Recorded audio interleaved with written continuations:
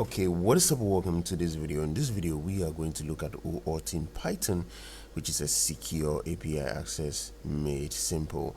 OAuth is actually an open standard protocol that actually enables secure third-party API access without sharing passwords, and it uses token-based after user authorization to make secure API calls. And Python developers can implement OAuth using libraries like OAuthLib, requests-oauthlib, and service-specific packages such as Google OAuth2 So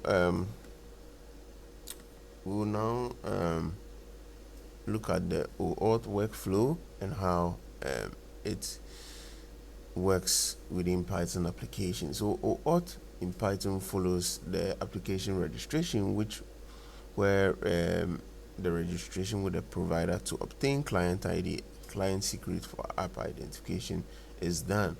Also, there is a user authorization which directs users to provider's consent page to authorize data access. Next, there is token exchange, where trade authorization code for access token using client credentials is also done. Last but not the least, we have the API access, which includes access token in API requests as authorization proof.